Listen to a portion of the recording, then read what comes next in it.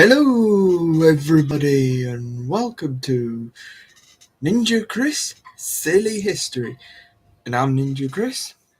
I know I've got a feeling you probably noticed a bit of the change in my title of channel now, because I've realised that my channel is based quite a lot around history, and I love my history, and I'm the silly part of the history, as some of you may have worked out, but I'm still delivering some historical facts that I've researched and I've found, and hopefully you'll get something out of it. You might learn something that you didn't think you wanted to learn, but it might help you in real life. Now, the topic we are doing today, thank you to my church friend Jana, who works at Rolls Royce, he decided let's do a topic on Rolls Royce, and why not? Let's go to our home in Derby, where their headquarters are from 1908. Let's get my years right.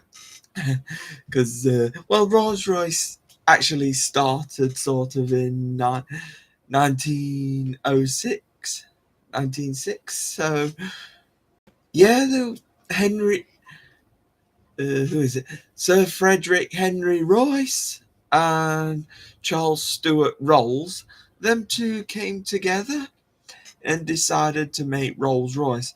And in 1908, they decided to open a company in Derby, right round the corner from where I live. If I wanted to just pop in and check about an aeroplane engine, never actually been on an aeroplane, but I can be sure that at least on one of them, a Rolls Royce engine is in there. We'll discuss the engines later on, because quite a lot of this is probably aeroplane based. So yeah, I do have a little fun fact that I found out, that in a market survey in 1987, Rolls Royce came second in the widely known. It came second to Coca-Cola.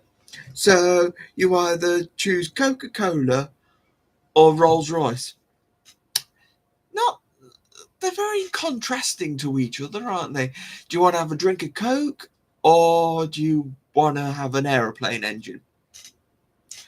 Which one's really going to help you? But I suppose if you're traveling somewhere, it would help that way. You can travel, but if you just want a drink, then yeah, Coca-Cola. But I suppose it's understandable. But Rolls Royce is that good. They've made lots of stuff, and I know people just think, oh, it's all aeroplanes, but they did used to do cars. Up to 2003, when BMW took it over, Rolls-Royce before then did actually do Rolls-Royce Motors, which started in 1973. So they have done cars.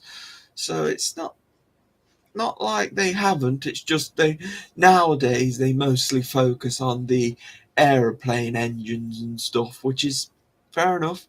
And plus, I think the cars thing, that was going down up the Swanee anyway. So that's why they had to sell it off to BMW, because they're having a bit of trouble. Money back then was still a struggle, so they had to sell it off. But they kept the aero industry, which is good. Which I'll probably I'll talk a lot about aeroplanes probably today. I've even got my aeroplane t-shirt on, a Spitfire, lovely Spitfire. These held a Merlin engine, because that engine was quite popular during World War II.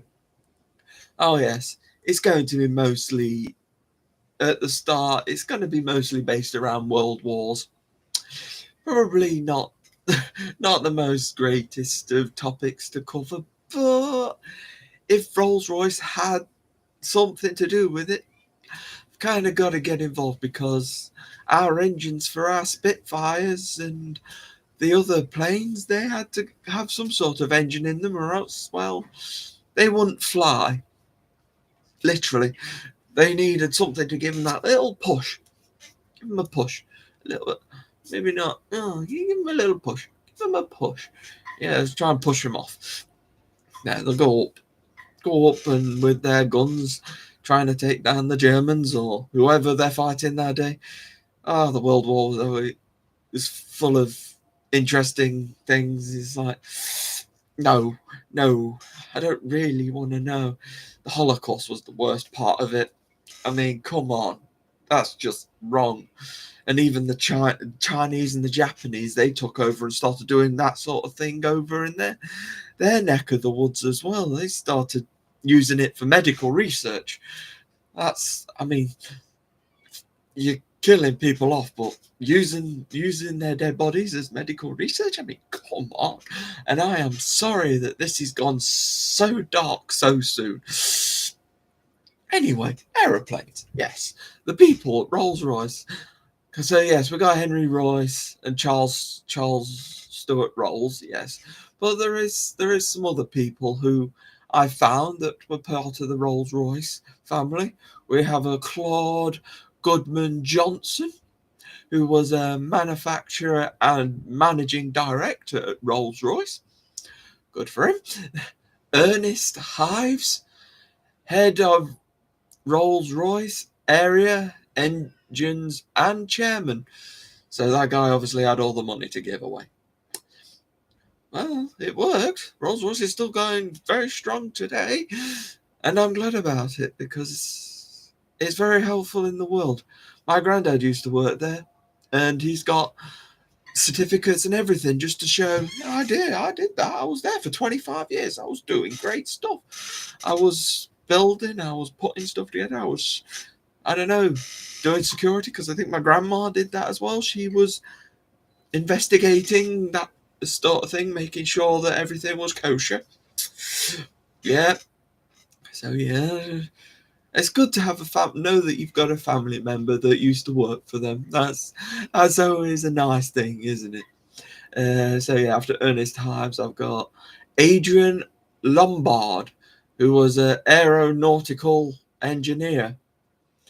And in 1943, he made a deal with Rolls Royce, and there we go. He was in and using his aero technology. So maybe it was him who helped with. Well, he obviously helped with the designs and stuff. So he had his input. And then the fourth one I've got of these is Stanley George Hooker.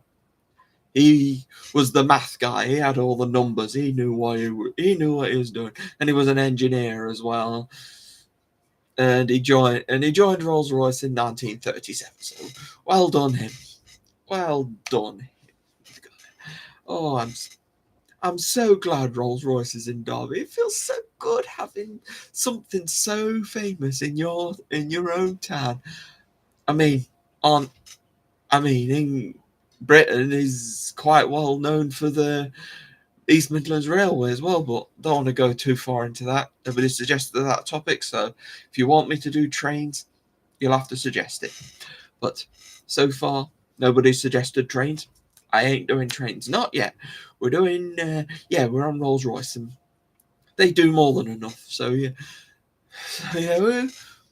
I was talking about the cars and stuff. They did do cars. They have done some cars. Their first car was a Rolls Royce 10 horsepower in December 1904, and it was it was won at the Paris Salon Motor Show back in 1904. So we're looking quite far back. It was actually before quite a lot of stuff. I mean, this was literally as Henry Royce and Stuart and Charles Rolls came together. I think that's how they met, and then they kind of collaborated together, and then, well, we have Rolls Royce.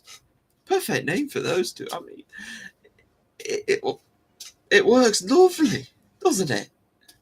It's understandable that you go for that sort of name, but yeah. Anyway, that was the first car that Rolls Royce produced. Anyway, Then they also kept upgrading it, so we had the 20, and then we got to 30. They were all getting a little bit faster, each way. And then we started bringing out like stuff like the Silver Ghost. That sounds really cool. And then we got the Phantom in 1925. So, and then, well, during that we had the Rolls Royce armored car, but we had to kind of get that. But it was the armored car in 1914, so it was kind of for World War One, when we had Lawrence of Arabia, who went over to Egypt, and he kind of found out that he needed it because, well, I'm guessing he got shot at a lot. It's over there in Egypt. I don't think they were very nice. Can't say I was there back in that time, but I think he got through a lot of stuff, and he made a car that was bulletproof, essentially. So that was a good idea. And then after we've gone through all these sort of cars and Phantom, because they did Phantom 1, 2, and 3. So that's why I only mentioned Phantom, because they just kind of carried on. And then in 1931, Rolls Royce teamed up with Bentley because Bentley were going under. So Rolls Royce were trying to save Bentley. So they came with Bentley, Rolls Royce Bentley, which was great. They made their own cars as well. They joined together. All the Bentley cars had little Rolls Royce things on them, but it's nice.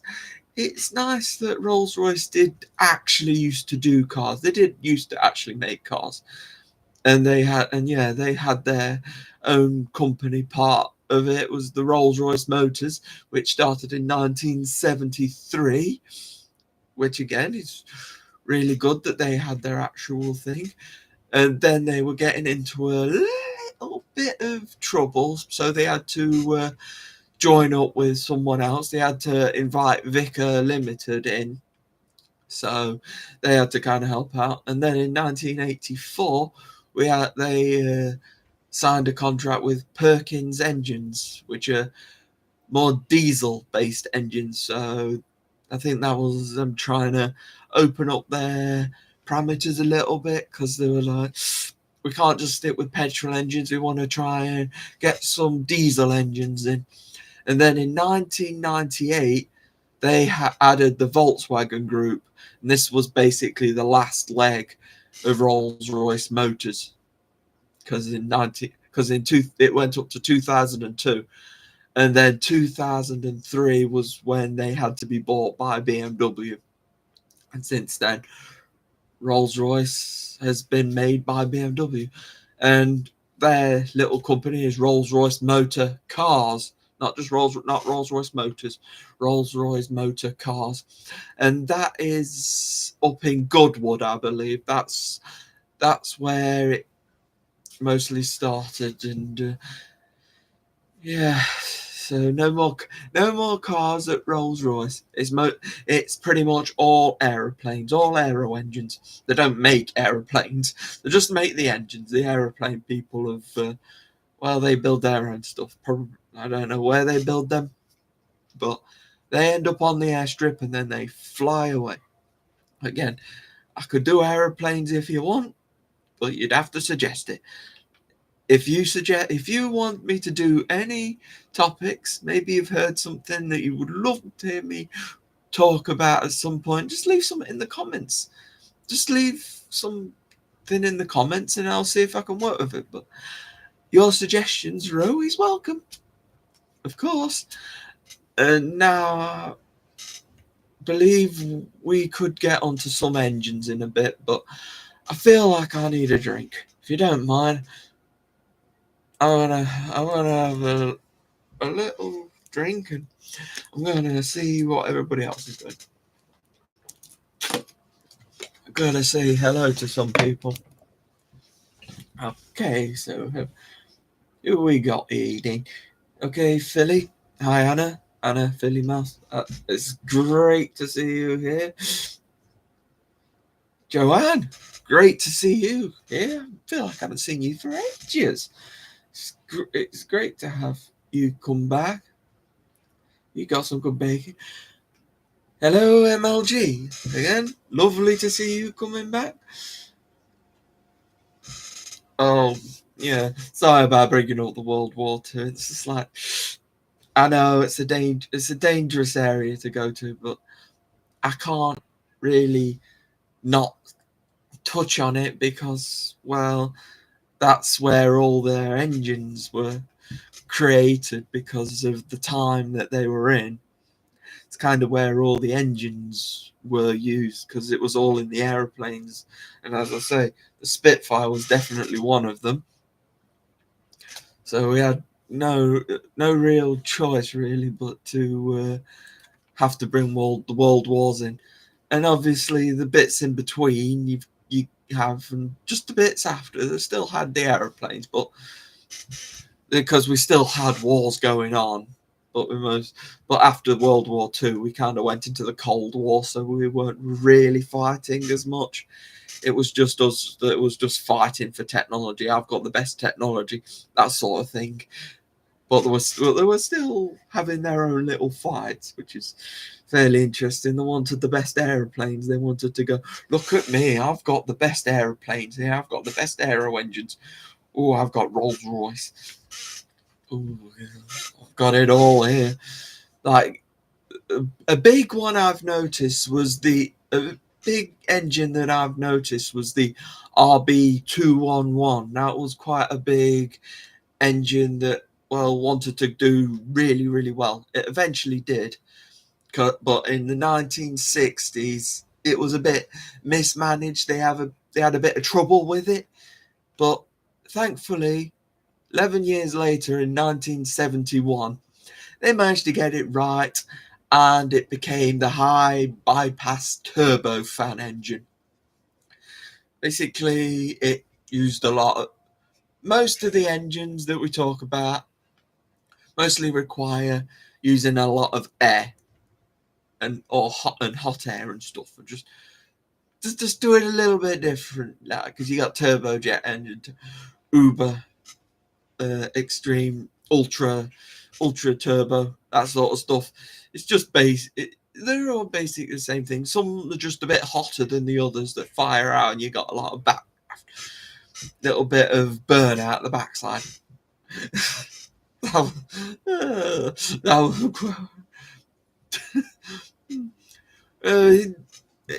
On display in Rolls Royce Heritage Trust Collection in Derby, we have an RB211, the RB211 22B engine. So we have that hanging and stuff in the Rolls Royce Heritage Trust Collection building, I guess.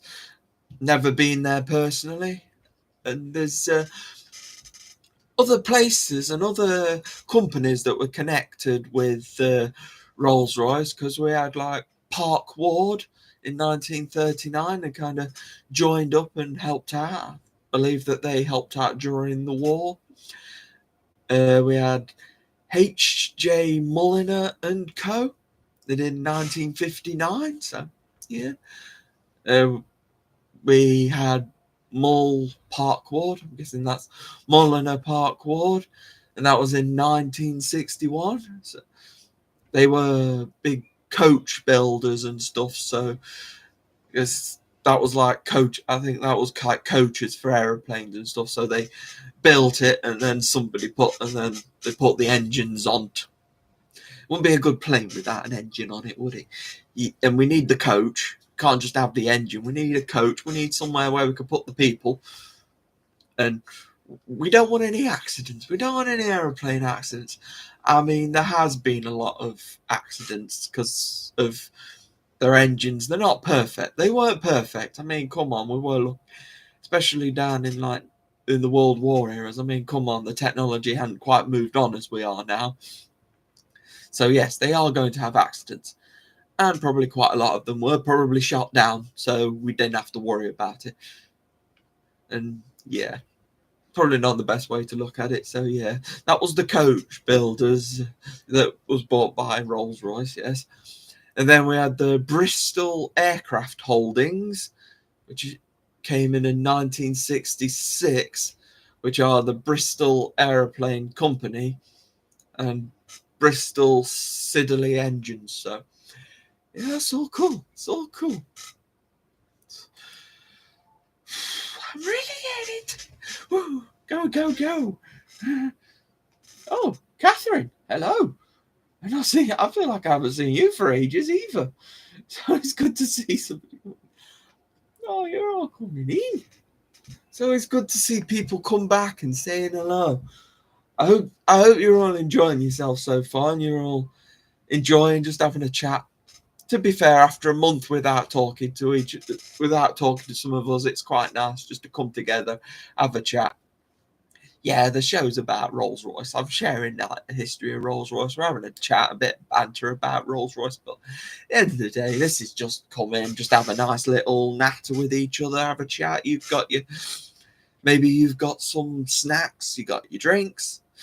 I don't know, do what you like, just as long as you enjoy the show. I'm here just having a chat. I'm just the one who's on camera. And yeah, Rolls Royce is a good topic. And I thank Jana again for pointing me in that direction. Actually, I do believe he gave me a good list to hand out, but that was the first one I noticed. And because it's Derby related, I thought, yeah, I'll do that one. Because I'm trying to find things. I mean, I had one of my friends suggest that I do the Derby history, but because I'm all full for this year and I'm full for half, so next year I've actually got planned out to do the history of Derby. I mean, the whole history of Derby. So I think that's like April next year. So I'm sorry, you're gonna have to wait, but doesn't mean that some of the topics won't cross over. Because like this, when I do Rolls Royce, we're gonna end up talking Derby anyway, aren't we? So because it's in Derby. So, but the topic isn't directly at Derby. But Rolls Royce is an amazing company, and well, they built a lot of engines over the time. And yeah, I've got a list full of engines here, so bear with me. I'm gonna try and name them if I've got any information about the particular engine. I mean, the first engine I've got up here. Oh, Anna, yes. Yes, it's good to learn about Derby, even though you seem to know more. Even though some of you guys seem to know more than I do. But I've kind of gotten into the rhythm of I live in Derby, so it's kind of like I don't really need to know the history. I just live here. That's where I live. But then when you have a dig deeper into your own history, you're like, wow, that was there. That's there. Wow, didn't realize how many museums we had. I was like, wow. I mean, I've been to our Silk Mill Museum, but that's really the only one. I mean, we have a museum around the corner as well that I could pop into. I mean, there's lots of places. I just find it difficult to go in on my own. It's like I don't really enjoy going into like museums and stuff like that. It's nice to go in with somebody and just enjoy the history of the world and stuff like that. I just love the history. That's why I renamed my channel Silly History, because I feel it's given my channel a bit of identity. You know what to expect when you click on my channel. You're gonna get some history, and you're gonna get it delivered by a silly man from England. So yeah, silly, wild, crazy, nutty. Yeah, you get the general gist of that. Anyway, where were we with engines? The different engine styles. So yeah, I'm burning myself up here. Oh, Claire, hello. Great to have you coming in as well. Mowley, great. It's always good to have popular faces coming back in. I trust you've all had a good month. You've all enjoyed yourself this month. Hopefully you've all been looking forward to this guy's show. In Rolls Royce, one of the most popular companies. Apart from Coke, apart from cola, that was number one. Against the company, it was between those two. It was either cola or Rolls Royce, and I'm afraid Coca-Cola won out. Sorry, Sorry, guys, but that was back in 1987. So there's probably a lot of things that are better now. But that was just a little fun fact for back then. It's historical. Some of the stuff you might find interesting. I think we're more into modern day now with the engines that I'm going to read out. I mean, I've already done the RB11 engine. Yeah, the high bypass turbofan engine. Yep, got that. So yeah, that's one of the top engines. There is more to go, so yes, I will move on through them.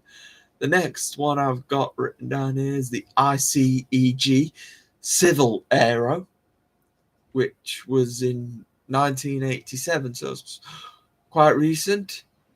And the RB211 has got so many different variations, so I can't really go through them all. Just put some letters at the end of it, extra letters at the end of it, and it's probably an RB211 engine.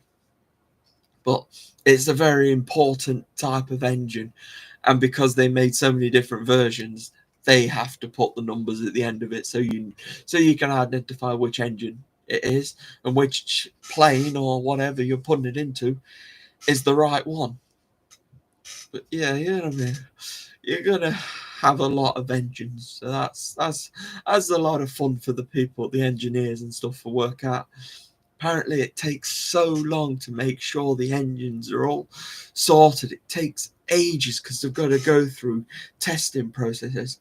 I've seen and I've heard about how much they have to go through just to make sure the engines are all set up, and it's like, wow, that takes ages because they've got to change individual parts and stuff, because some parts may still be all right, so they don't need to change everything, so they need to change individual parts out, the parts which are broken and stuff. So it's a tricky one, because I've read the analogy is that if you go into a garage to get your car fixed, if your tires the ones that have popped or something, you want to replace your tires only.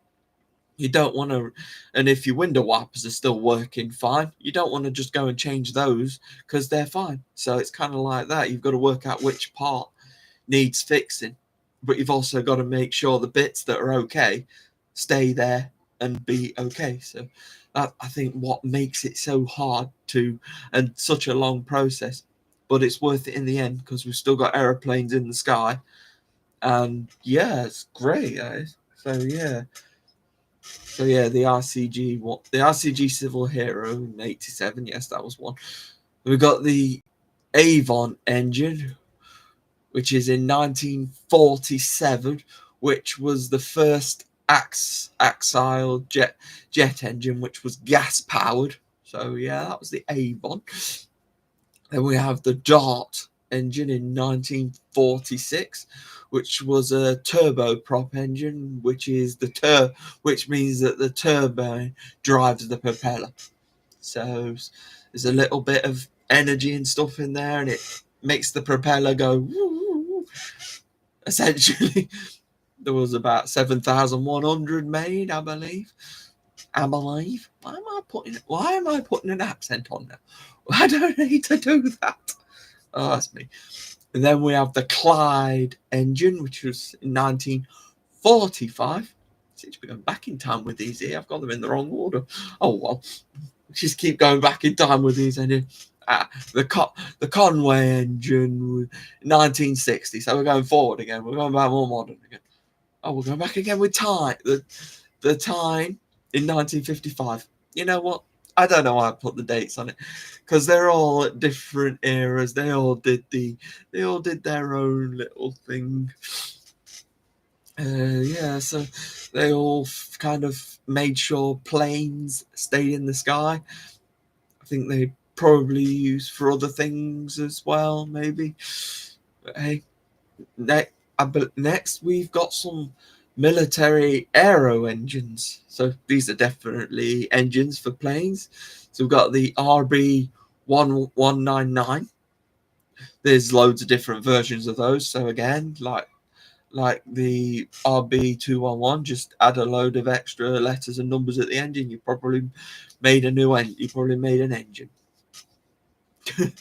Next, we've got the Orpheus, which was in 1957, which then became Pegasus, which was in 1959. So some of the engines follow on from each other as well. So yeah, which is great. It's like an improvement. So yeah. So Orpheus to Pegasus. I love the names.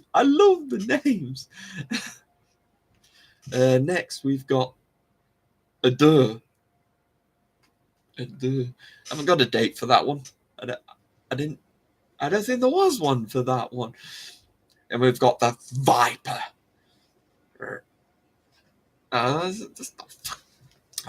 Whatever. That was made in 1951. And then we've got the Spey in 1964, and then the Olympus in 1950. So yeah, that was the military aero engines. And we've got a few helicopter engines as well. The Gnome must be small, must have a fishing rod, No. But hey, it went in your helicopter. No. We got the Gem. And then we've got the final one of the helicopter engines that I've got is the RTM 322. I don't know why. I've tried to pick the engines that aren't just numbers and letters, just a bunch of them, because they just seem a little boring. I like the ones that have got powerful sounding names, because our next one along is the Eagle, which is 1915, which was the first that did some transatlantic crossing, and the Eagle was used in bomber planes. So yeah, probably fine now. I'm in that stage where we're going to get to the bomber planes, because we're in some of the earlier made planes, because that's the Eagle.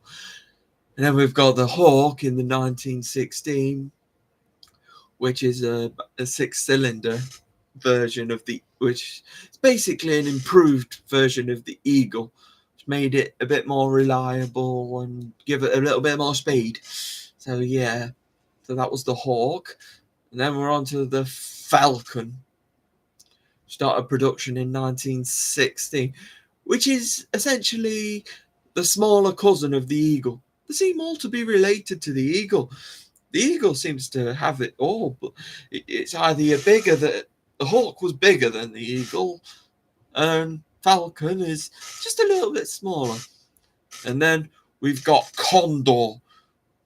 That's the largest version of the Eagle. It's basically the Eagle but supersized. That's mostly for airships or big balloons. Big balloons. Whatever. Sorry, I'm just going off on one here. I'm having fun. Forgive me. I enjoy this. I'm just having a good laugh. I enjoy doing these shows, but because I always wear myself out, I can only do them once a month. I may throw some bonus ones in every now and then if I feel like doing it. But you're guaranteed to have one video at least at the end of the month where I talk randomly about history. Well, not random history, it's the history. And some of the present stuff as well. But we start with the history. And yeah, and then we move through, because these engines, I'm going through these engines and I'm telling you when they started. So yeah, and yeah, we finished with the Condor.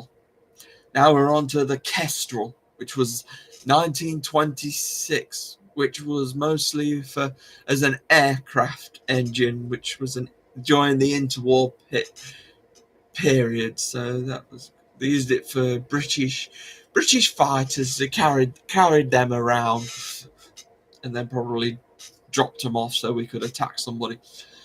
That's the way it was back then, but it was the interwar period. So maybe not so much on the attacking, but it could hold a lot of people, I guess. And we've got the Goshawk, which was developed from the Kestrel.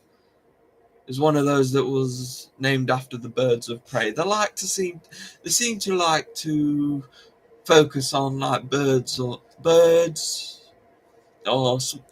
something like that sounds strong, like you hear in like the Roman times, like maybe some sort of ancient Greek sort of powerful names, them sort of things.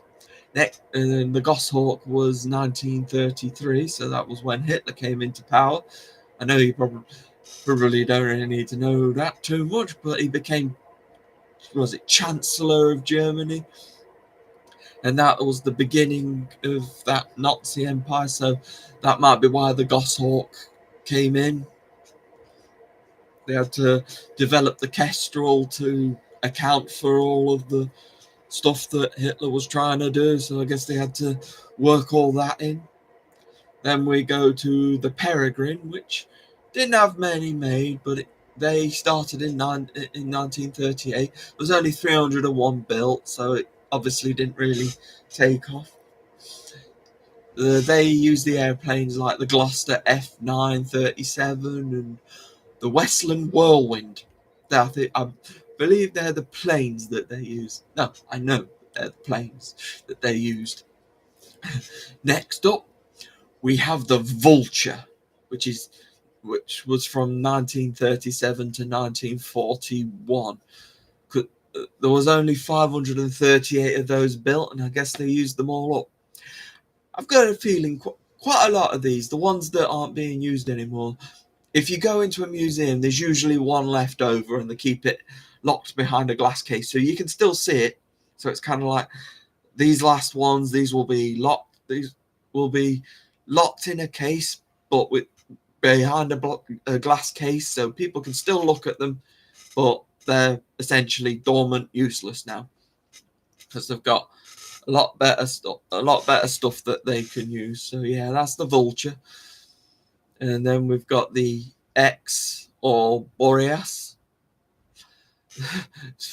in 1936, which is the fairy.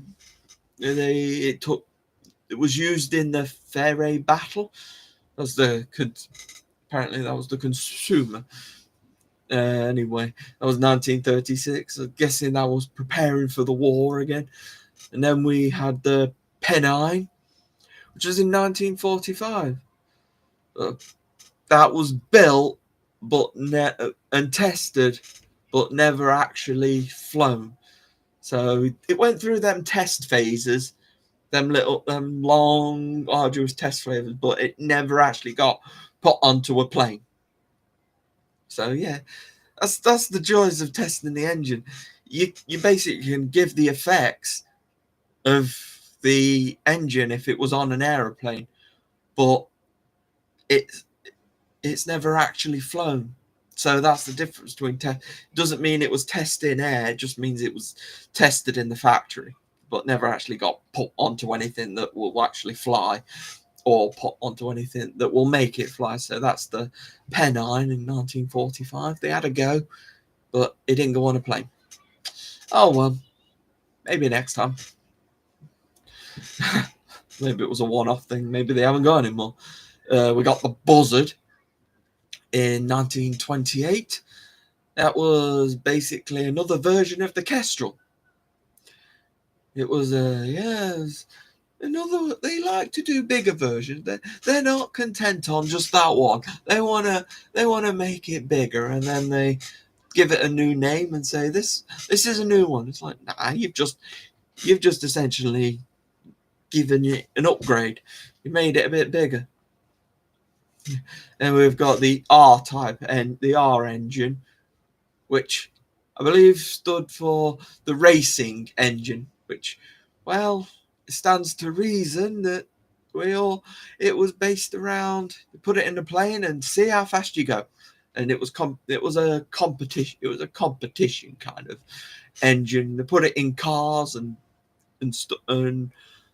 boats and obviously planes. It was competition. It was a competition based engine because it was caused things to go super fast. Yeah. Right. That was 1929 to 1931. Then they just stopped making them. They had better racing engines, I guess, but I think they all could do essentially if it was a small to medium to large engine, put it in a vehicle and it can go through. As long as it's got a good amount of cylinders on it, you can go boom. And then we're on to the Merlin engine, which was one of the biggest, one of the most important engines during World War II.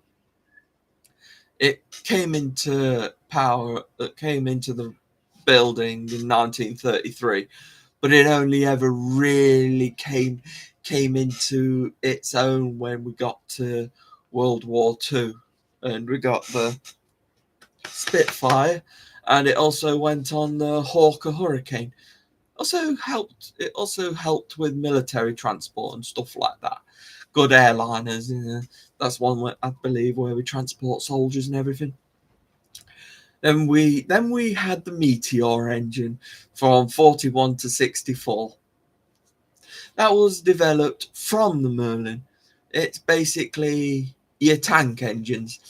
When you see a tank in the World War, it's probably got a Meteor engine. So it's a baby Merlin. It's a baby Merlin, just a baby version. Yeah, but it did its job. It got the tanks moving. Yeah, and we've got a Griffin, which is 1939, which was also a smaller version of the Merlin.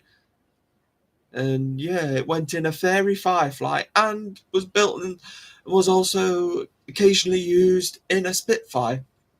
So it depends on which version of the Spitfire you want. Do you want to put in a Griffin or a Merlin? But since the Griffin is a smaller version of the Merlin, you are technically just putting the same engine in. But hey, this is what it is. There you go. And we've got the Odin, which is a missile engine.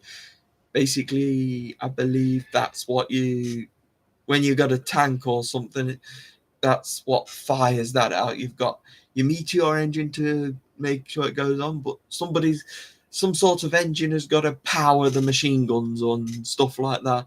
Maybe a battery, one of those standing batteries where you've got a load of machine guns on. That's like stand still on one of those where you're on a wall and you're just like shooting them off like a big chain gun, essentially.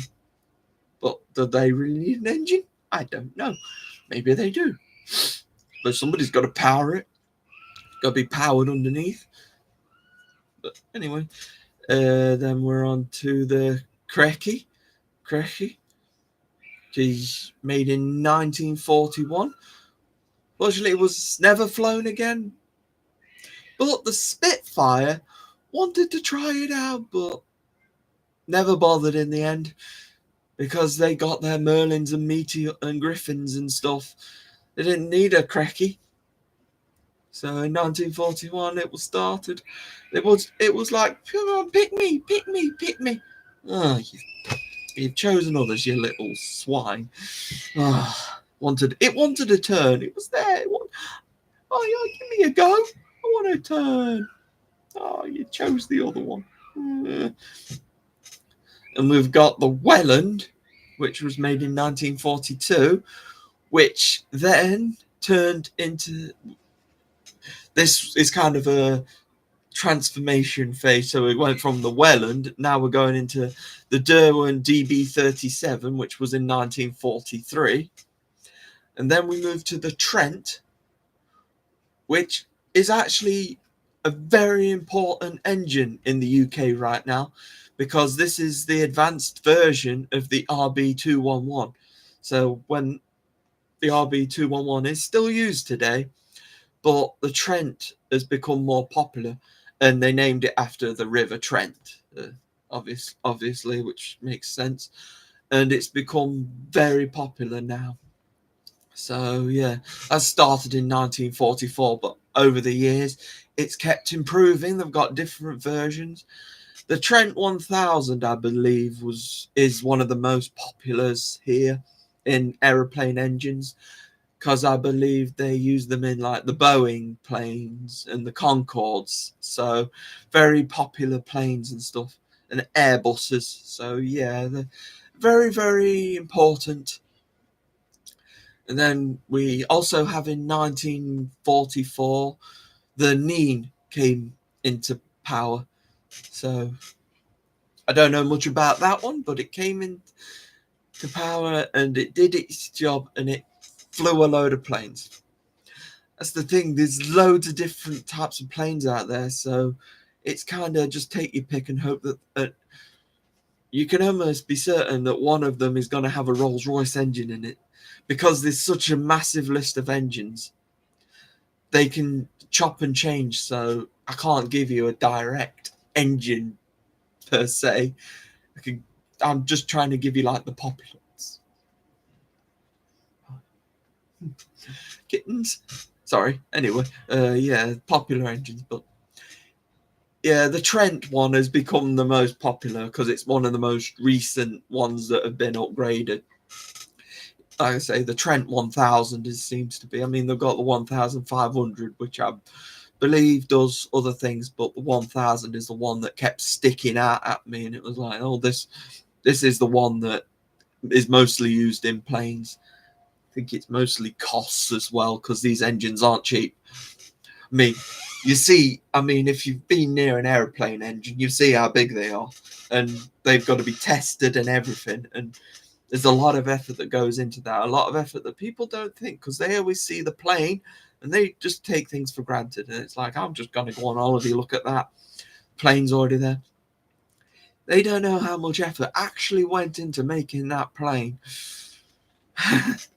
But yeah, then we got the Proteus, which was in 1947 in Bristol. That one's mostly used for hovercrafts, so it's one of those. So it's a small engine. You put it in your hovercraft, but I suppose it depends on how big the hovercraft is. But yeah, it's not so cool. I've seen hovercrafts; they just go. They scare me because they start drifting and everything. I just start wondering if they're just going to slide up. It's like, whoa! They're the scream, and it's like, no, come back! Ah, I've lost control. Because that's what it looks like whenever I see a hovercraft. It's just sliding around everywhere. It doesn't really go in a straight line. You just turn the corner. It's like, shh. Yeah, right. And then the final engine name that I've got on this list is the Medway 1959, which is related to the Spey engine. But I don't think it's being used again today, but yeah. But that's about that.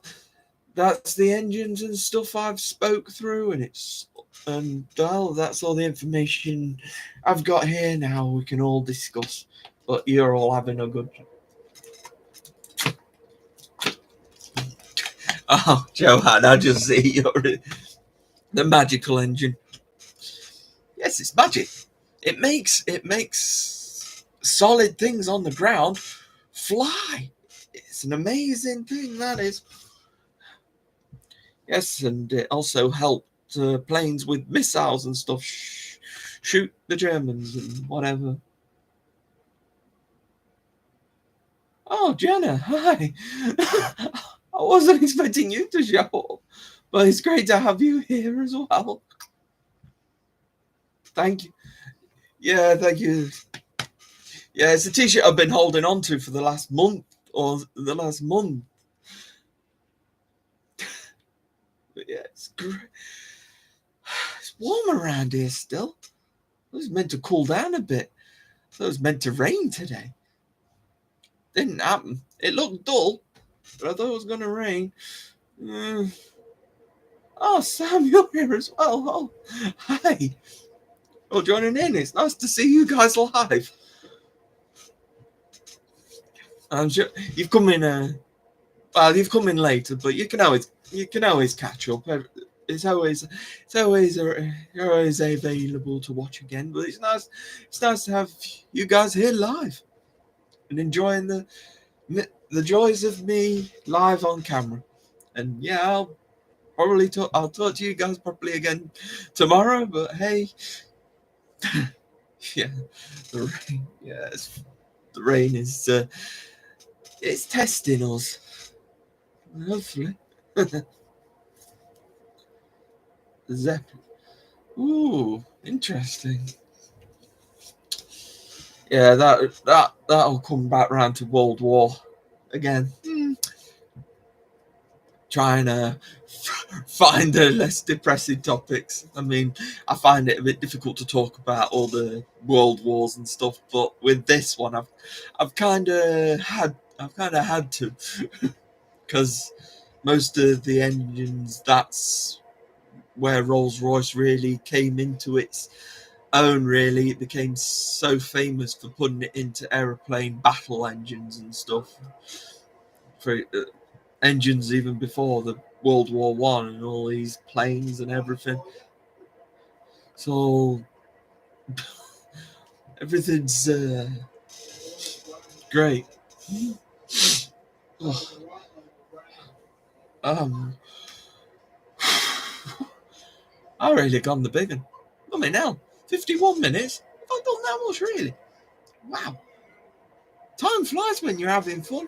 All that research I've done, and it's all come out. It's all turned out to be worth it. I managed to deliver everything, and I hope you're all having a great time.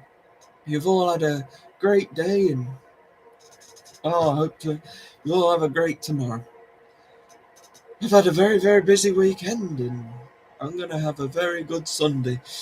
Got the church with Jana and Sam, you guys. And then we've got a bit more church in the evening. Oh, and the England game as well. Come on, England. Let's go and beat Slovenia, I believe. Slovenia? Is it? Slovenia or Slovakia? I always get them too confused. I think it's Slovakia, actually. I think we had Slovenia in the group stages, so yeah. Slovakia, yeah. We had Slovenia in the group, so I'm mixing the two. They're both Slav. They both have Slav at the start, so I get it a bit wrong. But yeah, either way, come on, England, let's win. Let's do a lot better than we have done, because it's been so slow. Right, we're in that stage where I'm having a good rant to finish off. I'm going to have a good rant about the football, because now we're all here live. I'll have a good rant for the next 10 minutes or so.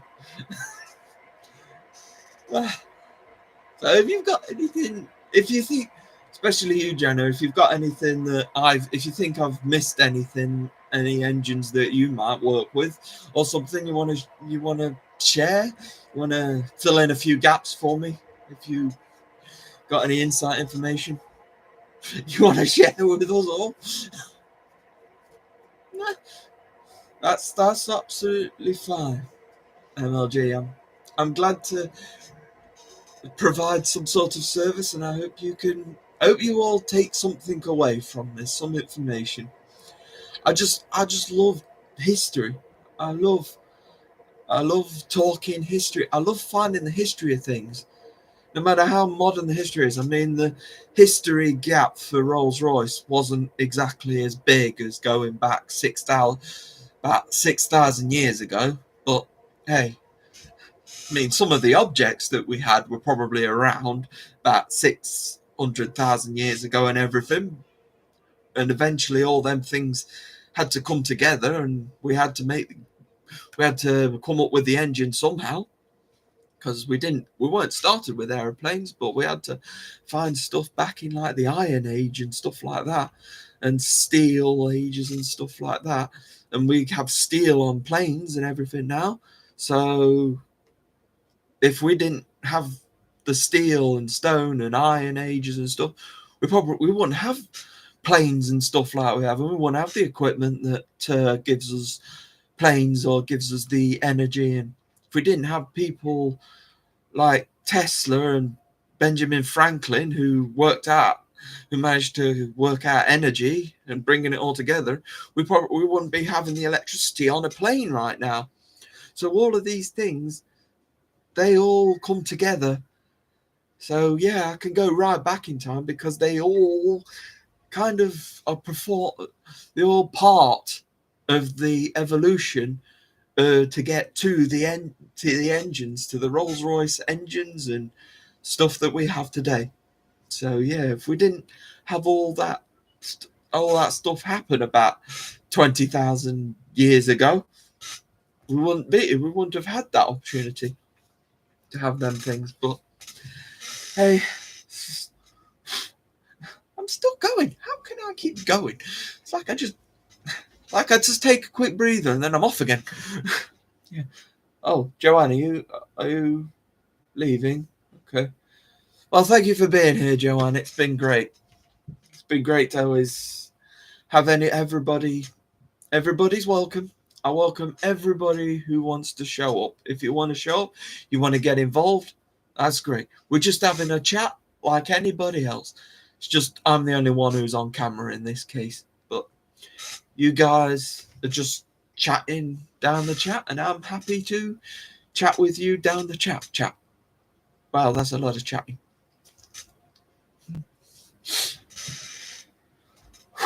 Yeah. I'm giving birth now. Breathe. Oh yeah. Yeah, thanks, Sam. Yeah, I did.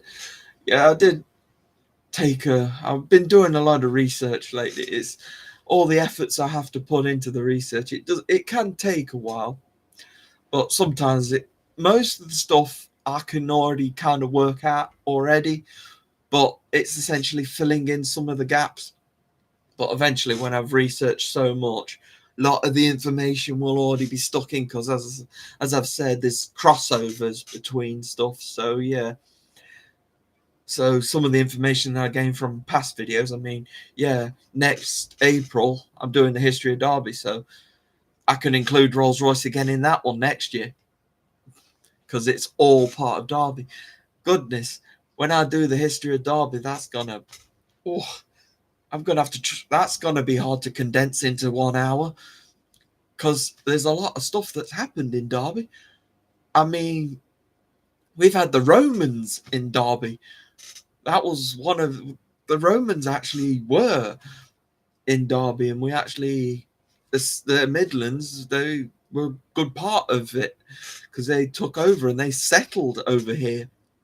So yeah, that'd be quite a conversation. But Sam, I've got your topic next with the Indian cuisine, or well, it'll be Indian cuisine, but I'll probably cover India as well. I'll go through a bit of historical India as well. I just kind of, again, I just do the research, and then at the end of the day, I just wing it because there's some notes that I don't even use, but I just go for it as long as the notes really are just there just to help out a little bit.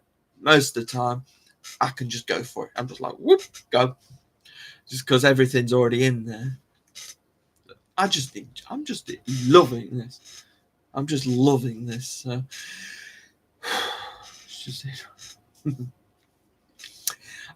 I've already started looking into the Indian cuisine, but it's kind of like it looks very, very interesting topic already. Very, very cultured, and there's definitely a lot of crossovers with different cultures of food. So there's a lot of crossovers, and it can, yeah, there's a lot of exciting stuff to come in the future. So I just hope you can all join me for them future shows, because all these topics, they will cross over eventually, and you will get some even better information. And I'm still trying to get used to my changing of channel name, hoping it gets people more notice, because now I know that I'm doing a history. My channel is a history channel now. I'm focusing mostly on history and stuff that has happened, or stuff that maybe could happen, what leads to the future, really, because you never know where you are, where you're going, until you know where you've been. I think that's something that some people have said. But anyway, thank you everybody for showing up tonight. You've been amazing. Thank you. And I'm gonna say, have to end it here.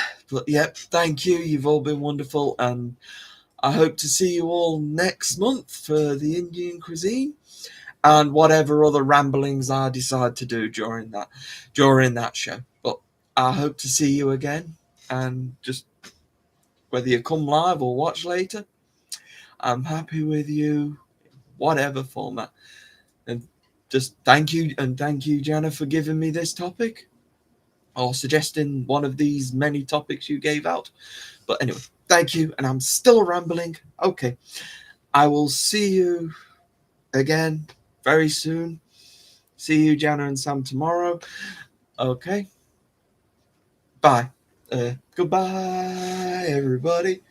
I've got to go. Bye.